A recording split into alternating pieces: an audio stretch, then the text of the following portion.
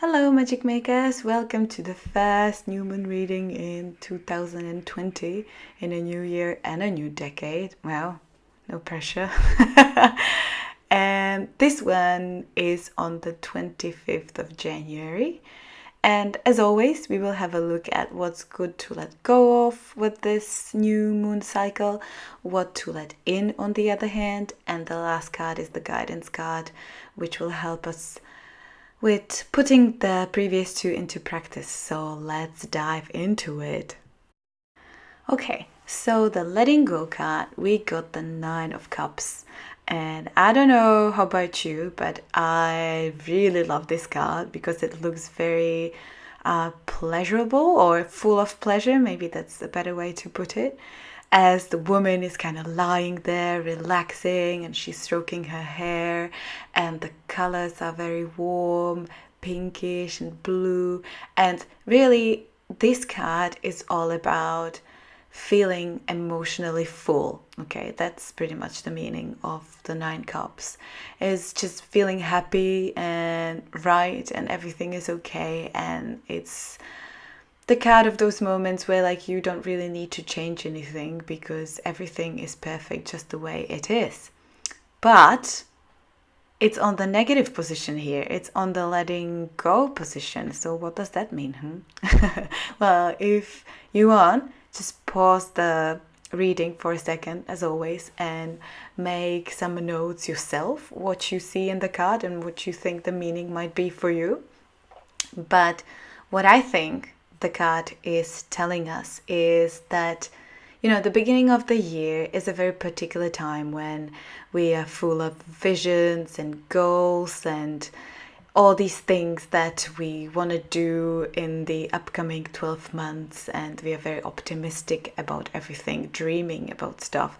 And that's obviously really good, but I guess the shadow aspect of this could be wearing a little bit too much of a pink stained glasses, pink stained glasses, in terms of being a bit too naive and idealistic, and then not willing to see reality and the practical side of things.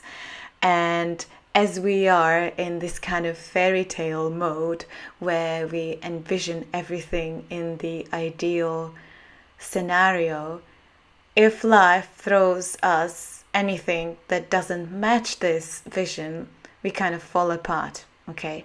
I also see the struggle in this card to feel fulfilled and emotionally full all the time, because it is such an intoxicating state. And obviously you want to be there forever because it's amazing. You're happy, finally, right? So you don't want to let go of this. But again, the message of this card is you kind of have to, because it's not sustainable and it's not normal. It's not natural.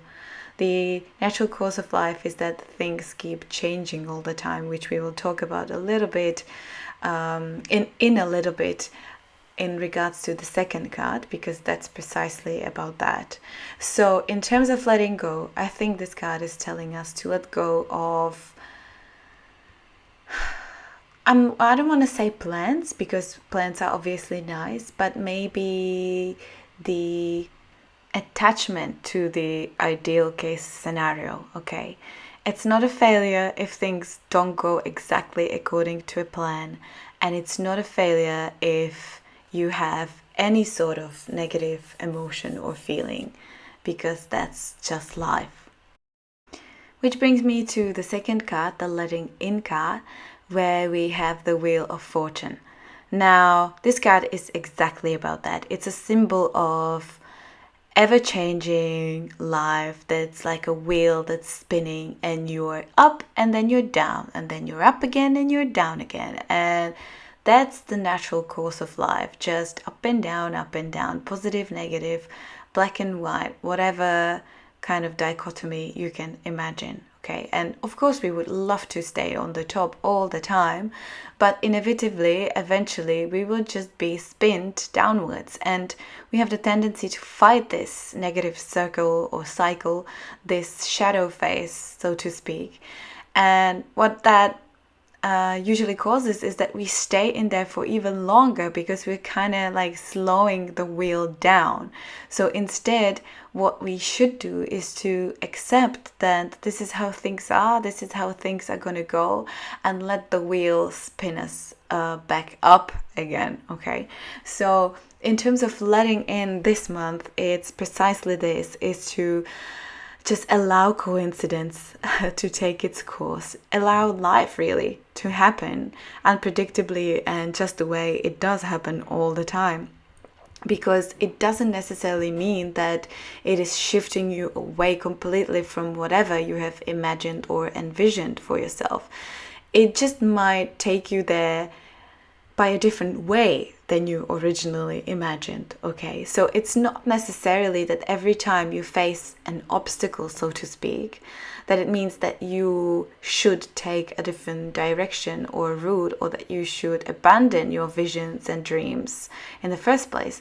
But maybe it's just taking you into a different direction temporarily, just choosing a different way for you to get wherever you want to get. Because let's be honest, like, we oftentimes think that we want something when in reality we want something completely different. And I am sure you have many examples like that in your life, where you thought you wanted something and then shit hit the fan and something completely different happened, but in the end it was exactly what you actually wanted without even knowing it. So this is all about allowing these things to happen. Also, Aquarius is kind of crazy and very individualistic and very unpredictable and not conservative at all. So that's another thing this card is bringing into your life this upcoming moon cycle. Craziness, things that look insane on first sight, things that are unusual that you wouldn't normally choose or pick or go for.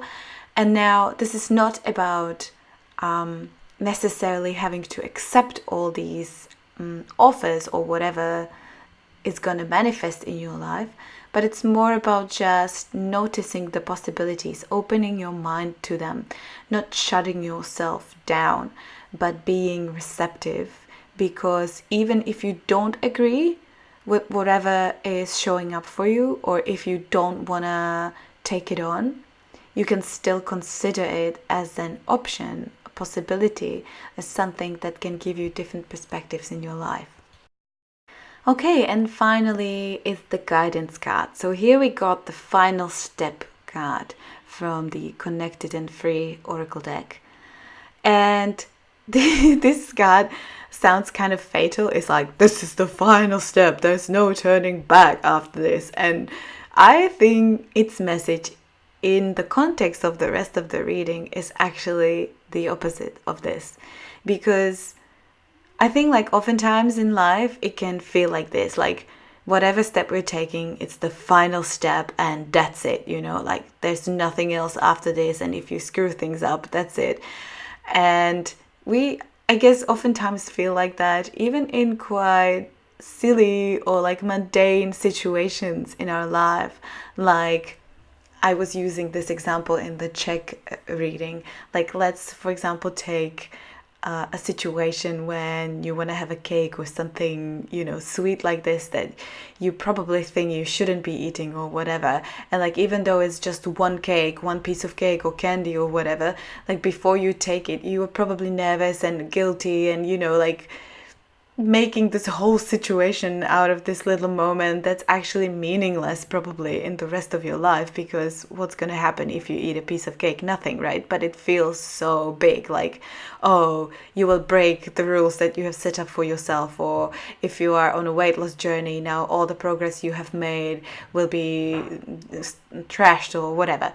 So we can really dramatize things in our head, even if nothing's really going on.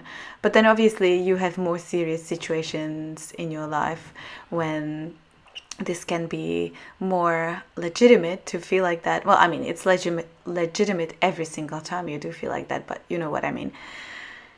And I think this card is telling us, hey, like, if you think about it, basically every single tiny step you take in your life is final in a way. Because first of all, you never know when you're gonna die. So this might be your last breath you're taking without even knowing it. And second, you can always, every new second, make a new decision about your life and about your direction in it. So no matter what you have just done, you can decide differently in the upcoming minute or day or week or whatever.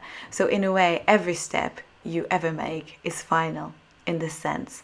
So thinking about it like this actually makes it into none step is ever final, because you can always change your mind and change your direction.